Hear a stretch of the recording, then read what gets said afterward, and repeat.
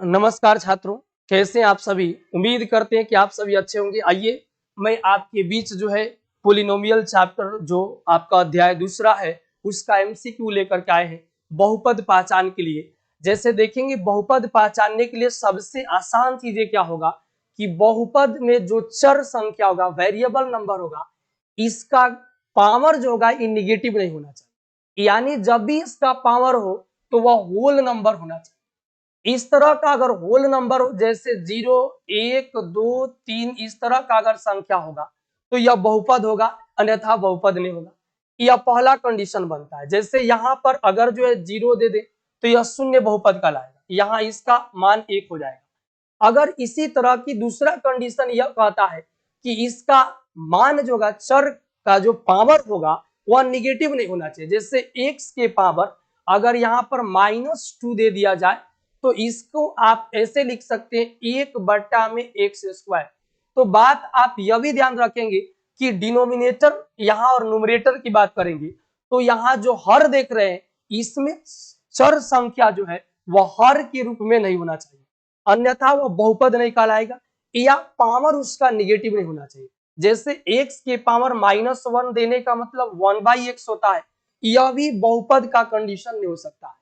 उसके बाद अगर कुछ भी पावर इसका जो पॉजिटिव नंबर आए तो यह आसानी से हो पाएगा, लेकिन फ्रैक्शन रूप में कंप्लीट फ्रैक्शन होना चाहिए तब भी वह बहुपद होगा, अन्यथा नहीं होगा। जैसे यहाँ देख रहे हैं कि यहाँ पर √x दिखाई आपको दे रहा है, यहाँ पर यह बहुपद नहीं हो सकता। आपको पहचान निम्नलिखित व्यंजकों में बहुपद कौन सा है, तो यह बहुपद नहीं हो सकता है। उसके बाद यहाँ पर पावर जो आप देख रहे हैं फ्रैक्शन के रूप में x के पावर 1/2, यह भी बहुपद नहीं होगा क्योंकि यहाँ होल नंबर नहीं। यहाँ पर आप देख रहे हैं हर के रूप में √x दिया गया, यह भी बहुपद नहीं है। तो बच गया एक स्थिति, जैसे यहाँ आप 3√3 देख रहे हैं लेकिन चर संख्या जो x है यह रूट में नहीं, अन्य अर्थात कहने का मतलब हुआ कि यह आपका बहुपद होगा। तो इसका आंसर हम क्या पिक आउट करेंगे, तो आंसर डी पिक आउट करेंगे। आइए हम दूसरा क्वेश्चन आपको दिखाते हैं। यहाँ पर आप दूसरा क्वेश्चन देखेंगे। दूसरा क्वेश्चन में दिया गया निम्नलिखित व्यंजकों में कौन सा बहुपद नहीं है। इसके पहले था कौन सा बहुपद है, अब आ गया कि कौन सा बहुपद नहीं है। तो आइए देखते हैं यहाँ पर कौन सा बहुपद नहीं है, इसकी पहचान करते हैं। जैसे मेरे मित्र आप यहाँ पर देख रहे हैं कि x जो है वेरिएबल नंबर जो है हर के रूप में है, तो यही मात्र एक ऐसा होगा जो बहुपद नहीं होगा, अन्यथा सभी कंडीशन में आप देख रहे हैं यहाँ पर कि सभी कंडीशन ऐसे है जहां पर बहुपद का केस है और एक ऐसा यह है कि यह बहुपद नहीं होगा। तो हमारा आंसर क्या हो जाएगा, बी। आप अपने मोबाइल में इसका स्क्रीनशॉट लेकर के और आसानी से आप नोट कर पाएंगे इसको। और हम बढ़ते तीसरे क्वेश्चन की तरफ। इसके बाद आप यहां पर देख रहे होंगे मेरे मित्र, बहुपद इतना के शून्य कौन सा है। तो इसका तरीका दो है। इसका एक तो आप इस तरह से x² - 2x - 3, तो इस -3 में x² के कोएफिशिएंट यहाँ कुछ नहीं दिखाई दे रहा, मतलब 1 है। तो इस -3 में 1 से गुना करेंगे तो -3 ही आएगा। इसे दो भाग में ऐसे तोड़े जो कि गुना करने पर -3 और जोड़ने पर -2 है।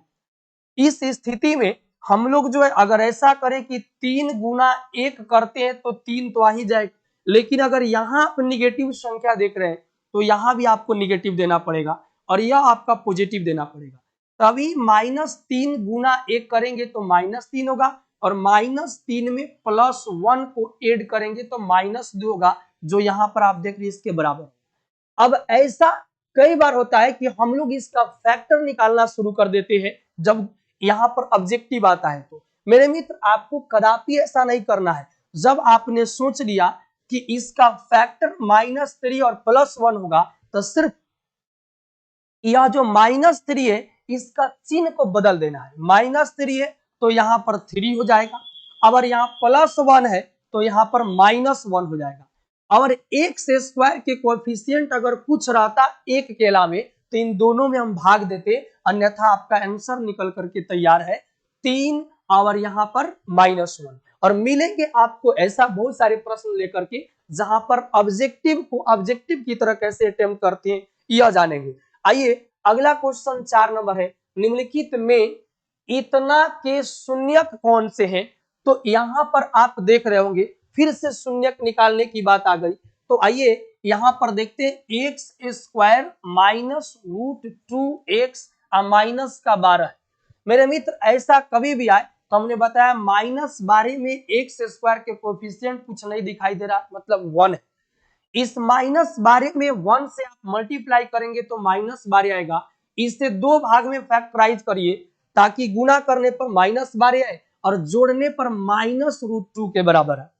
तो यहाँ पर हम ऐसा कह सकते हैं कि यहाँ पर देख रहे 3√2 2√2 अर्थ या इस तरह का, तो सब ऑप्शन में आपको 3√2 2√2 इस तरह का दिखाई दे रहा है। इसका मतलब कहीं ना कहीं यह इसी रूप में टूटने वाला है। हमें ज्यादा दिमाग लगाने की आवश्यकता नहीं है। आइए सिर्फ चिन्ह सेट करने की जरूरत है। 3√2 और यहाँ पर आप देख रहे हैं 2√2। मेरे मित्र 3 में आप 2 से गुना करेंगे तो 6 हो जाएगा और √2 में √2 से गुना करेंगे तो 2 हो जाएगा। तो 6 दूना क्या हो गया 12, 6 दूना हो गया 12। और अब आपको चाहिए -12। तो आप यहाँ पर देखेंगे अगर यहाँ माइनस तो बड़ा जो संख्या होगा इसमें माइनस देंगे और छोटा संख्या जो होगा उसमें प्लस देंगे। तो फिर माइनस प्लस तो हो जाएगा माइनस और गुना करेंगे तो -12 हो जाएगा। इसे जोड़िएगा फाइनली तो -3√2 और प्लस का 2√2। तो यहाँ पर घटने के बाद 3 गो √2 में से 2 गो √2 निकल गया मेरे मित्र, -√2 भी बच जाएगा जो इस कंडीशन को भी फॉलो कर रहा है। अगर इस स्थिति में जब भी ऐसा मिले तो हम लोग सिर्फ इसके चिन्ह को रिप्लेस कर देंगे। यह हमने तोड़ लिया कि -3√2 और 2√2 इस तरह के दो फैक्टर होंगे तो इस स्थिति को चिन्ह बदलेंगे। -3√2 है इसको 3√2 प्लस में बोलेंगे और यहाँ पर प्लस 2√2 है तो इसे -2√2 रखेंगे। और आप ऑप्शन फिर देखेंगे कि किस ऑप्शन में ऐसा दिया गया है। तो 3√2 यहाँ भी वही चीज है, -2√2 यहाँ भी वही चीज है। आपका ऑप्शन नंबर बी आंसर होगा। समझ में आया ना? तो आप कोशिश जरूर करें कि इस तरह के जब भी आए तो इसी तरीका से बनाए। और हम आपके जो है एक सहयोगी के रूप में है, हम आपको जो है कोशिश करेंगे कि जितने भी टाइप्स बन सकेंगे इसमें हम आपको ला करके बताएंगे। आइए अगला क्वेश्चन है, इतना के शून्यक कौन से हैं? तो इतना के शून्यक निकालना है। फिर आप देख रहे हैं 4x² प्लस 5√2 यहाँ x है और माइनस का 3। फिर इसे भी तोड़ना है मेरे मित्र। x² का कोएफिशिएंट 4 है और यहाँ पर -3 है। इन दोनों का मल्टीप्लाई करेंगे तो 4 3 12 -12 होगा। इसे दो भाग में हम लोग डिवाइड करेंगे ऐसा कि भाई गुना करने पर यह -12 आए और जोड़ने पर 5√2 आए। तो इस तरह से कह सकते हैं कि अगर हम लोग जो है इसे 3√2 और 2√2 इस तरह से सोचे तो 3 दूना 6 और √2 में √2 से तो यहाँ 2 आ जाएगा, यानी 3√2 और हम लोग 2√2 में इसे तोड़ सकते हैं। अब हम लोग को चिन्ह को सेट करना है। जैसे आप यहाँ देख रहे हैं प्लस है, इसका मतलब इस स्थिति में यहाँ पर जब प्लस आ जाए, यहाँ पर जब प्लस आ जाए तो देखेंगे हमको चाहिए प्लस के रूप में। तो 3√2 और 2√2 यहाँ पर जो है अगर इस स्थिति को यहाँ माइनस लगा दिया जाए, यहाँ पर जो है 3√2 तो फिर यहाँ पर गुना करने पर तो प्लस हो जाएगा। ऐसा इस स्थिति में यहाँ पर जो है हम लोग देख सकते हैं दूसरे तरीका को, यानी कि इसने इस स्थिति में यहाँ पर 3 गो √2 और 2 गो √2 यह -5 गो √2 हो जा रहा है जो कि यहाँ +5 √2। इस स्थिति में हम लोग जो है अदर भी ऑप्शन को उठा सकते हैं, जैसा कि यहाँ तो देखने से दूसरा ऑप्शन नहीं बन रहा है, यानी हो सकता है कि यहाँ पर माइनस हो। आपके क्वेश्चन ऐसा हो सकता है लिखने में मिस्टेक हो, या फिर अगर दूसरे भी तरीका से सोच सकते हैं हम लोग इसको। अगर दूसरे तरीका से सोचे तो आइए दूसरे तरीका से भी सोच सकते हैं। इस स्थिति को अगर 4x² प्लस 5√2x माइनस 3 है, अगर ऐसा नहीं समझ में आए कि तोड़ने से क्या होगा तो ऑप्शन वाइज भी हम रख सकते हैं ऑप्शन को भी, लेकिन थोड़ा सा ऑप्शन यहाँ पर रखना टफ हो जाएगा। आइए दूसरे तरीका से सोच कर देखते हैं। 4 और -3 है माइनस के यहाँ 12 होगा मल्टीप्लाई। अगर हम लोग जो है इसे 6√2 अगर यहाँ पर जो है √2 से गुना कर सकते हैं, तब तो 6√2 यहाँ पर प्लस है और एक यहाँ पर माइनस। तो मेरे मित्र 6 गो √2 अगर यहाँ प्लस में माइनस से गुना करेंगे तो माइनस आएगा, 6√2 में √2 से गुना करेंगे तो फाइनली 12 आ जाएगा। 6√2 में से √2 घटाएंगे तो 5√2 आएगा। यानी कि आप देख रहे हैं कि यह जो टूटने वाला है वह इस कंडीशन में टूटेगा, 6√2 और -√2। तो मेरे मित्र आपको इसमें कुछ करना नहीं होता है, इसको सिर्फ चिन्ह रिप्लेस करना होता है। 6√2 प्लस में है, आप माइनस में लेंगे 6√2। दूसरा क्या है, माइनस में √2 है तो आप प्लस में √2 लेंगे और एक्स स्क्वायर के कोएफिशिएंट से हमेशा भाग देते हैं। आज एक्स स्क्वायर का कोएफिशिएंट 4 है तो हम लोग 4 से भाग देंगे दोनों ही स्थिति में, और जो फाइनली कट कर आएगा वही आपका आंसर होगा। जैसे यहाँ 2 दूना 4, 2 तिया 6, इसको भी काटेंगे √2 से तो यहाँ पर 2 जो कटेगा तो √2 हो जाएगा। यानी आप देख रहे हैं कि एक आ गया -3/√2 और दूसरा क्या आ गया, इसको काटेंगे √2 एकम √2 तो यह 2√2 से कटेगा तो यह आ गया 1/2√2। और इस स्थिति को ऑप्शन में आप देखेंगे -3/√2 और 1/2√2 अर्थात ऑप्शन सी होगा। इस अगर ऐसा क्वेश्चन आए तो थोड़ा सा ऑप्शन आप उठाएंगे, 4 ऑप्शन होते हैं, इसमें चेक करने में आपका समय जाएगा तो ज्यादा ही बेटर होगा कि ऑप्शन को देखें कि किस स्थिति में तोड़ा हुआ है और उसी स्थिति में हम लोग काम कर पाएंगे। आइए आगे बढ़ते हैं छठा क्वेश्चन की तरफ और उम्मीद करते हैं कि आपको समझ में आ रहा होगा। आप जरूर कमेंट बॉक्स में बताएं कि सर यह वीडियो कैसा लगा। देखेंगे एक द्विघात बहुपद के शून्यकों का योगफल 3 दिया है तथा गुणनफल यहाँ -10 दिया है तो यह बहुपद क्या होगा। पहला मेथड तो यह है कि अगर आपको फॉर्मूला नहीं याद हो तो इसे ऑप्शन में भी पुट करके और आप जो है रिजल्ट निकाल सकते हैं कि कौन सा हो सकता है। अगर आपको फॉर्मूला मेरे मित्र याद है तो आप बहुत ही आसानी तरीका से याद इसको निकाल पाएंगे। जैसे यहाँ शून्यकों का योगफल का मतलब मान लीजिए कि द्विघात बहुपद है जिसका शून्यक अल्फा और बीटा है, तो आपको दिया है अल्फा प्लस बीटा बराबर 3 तथा अल्फा इंटू बीटा यह शून्यकों का गुणनफल कहलाता है। यह दिया है -10।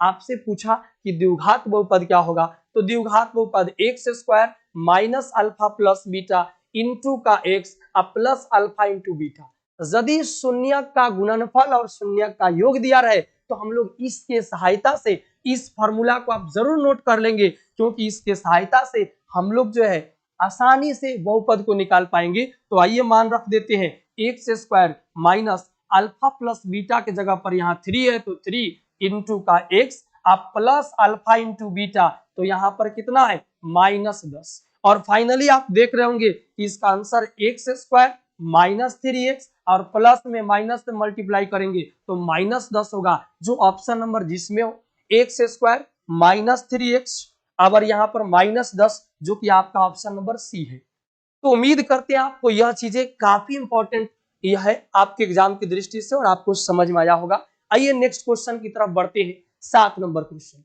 मेरे मित्र, यहाँ पर आप देख रहे हैं एक द्विघात बहुपद के शून्यक 5 तथा यहाँ पर -3 है, यह बहुपद है। इसका मतलब आज दिया है अल्फा का मान 5 तथा बीटा का जो मान दिया है यह -3 दिया है। एक तो आप ऑप्शन अकॉर्डिंग चेक कर सकते हैं, दूसरा चीज अल्फा प्लस बीटा भी निकाल सकते हैं। आप अल्फा प्लस बीटा निकालेंगे तो 5 और प्लस माइनस का 3 तो यह घटेगा, तो यह कितना आ जाएगा 2 आ जाएगा। अल्फा इंटू बीटा जो होगा यह 5 और गुना -3 तो यह क्या हो जाएगा -15 हो जाएगा। तब तो आसानी से ही अल्फा प्लस बीटा और अल्फा इंटू बीटा का मान निकल गया, तब तो आसानी से इस फॉर्मूला को लगाएंगे x square minus alpha plus beta into का एक्स और प्लस अल्फा इंटू बीटा। तो इस पर आप आसानी से रख सकते हैं x square minus alpha plus beta के जगह पर यहाँ 2 दिया गया है, एक्स है तो एक्स और अल्फा इंटू बीटा के जगह पर -15 है, -15 है तो यहाँ आप -15 रखेंगे तो यह एक्स स्क्वायर -2x और प्लस माइनस माइनस -15 हो जाएगा, जो कि आपका ऑप्शन नंबर आप देख सकते हैं एक्स स्क्वायर 2x -15 जो कि आपका ऑप्शन नंबर डी में है। आइए अगला हम क्वेश्चन लेकर के आपके साथ आए हैं क्वेश्चन नंबर 8। मेरे मित्र क्वेश्चन नंबर 8 में दिया गया एक द्विघात बहुपद के शून्य कितना और इतना है, यह बहुपद है। फिर से वही बात आ गया, फिर से वही बात आया कि यहाँ पर अल्फा का मान दिया है 3/5 तथा बीटा के मान दिया है -1/2। आप यहाँ अल्फा प्लस बीटा निकालेंगे तो 3/5 और यहाँ पर प्लस -1/2। तो यहाँ देखेंगे 3/5 हो गया, प्लस में माइनस से गुना किए तो माइनस और 1/2 होगा। 5 और 2 का फाइनली एलसीएम 10 आया। 2 से 3 में गुना करेंगे 6 और 5 से 1 में गुना करेंगे 5। 6 में से 5 गया 1/10 आ गया। तथा अल्फा इंटू बीटा का भी मान निकालेंगे तो अल्फा इंटू बीटा जो होगा यह आपका हो जाएगा 3/5 और गुना -1/2। तो यहाँ देखेंगे 3 गुना -1 तो -3 और 5 गुना 2 तो यहाँ पर हो जाएगा 10।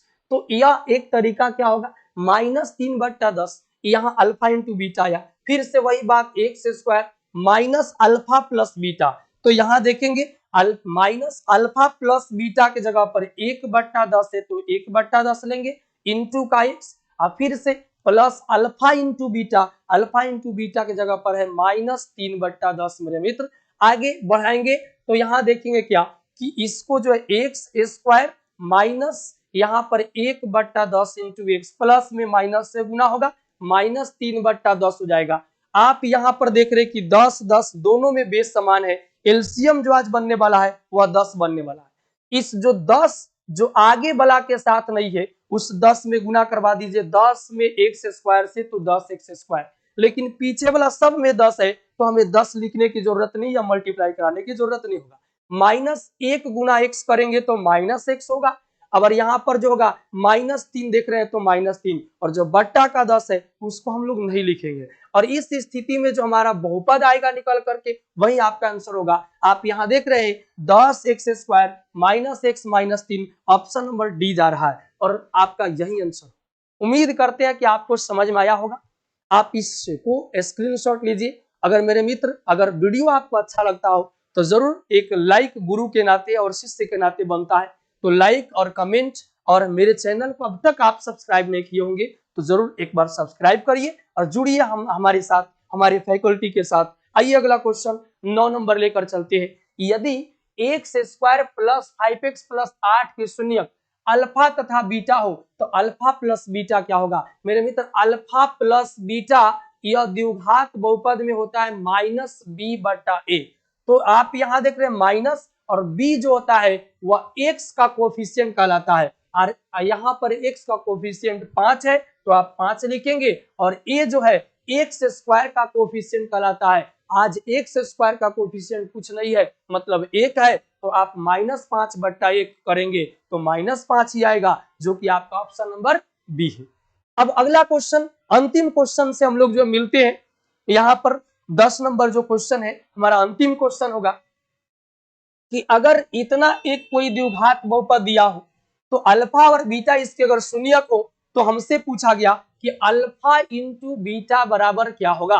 तो मेरे मित्र अल्फा इंटू बीटा c/a होता है, याद रखेंगे द्विघात बहुपद के लिए। और आसानी से c का जो होगा यह आपका अचर पद होता है या कांस्टेंट नंबर का है, तो -9 यह c का वैल्यू होता है, और a का वैल्यू फिर यहाँ x² का कोफिशिएंट कितना है 2, तो यहाँ पर -9/2 इसका आंसर बनने वाला है, जो कि आपका आंसर सी होगा। और फिर मिलते हैं अगले वीडियो के साथ। आप बिल्कुल जुड़े रहे हमारे साथ, मैं आपके लिए फिर अगले दिन जो है 10 क्वेश्चन का एक सीरीज लेकर के आऊंगा जो पॉलिनोमियल का ही होगा। और फिर हम लोग मिलते हैं नेक्स्ट वीडियो के साथ, तब तक के लिए जय हिंद जय भारत।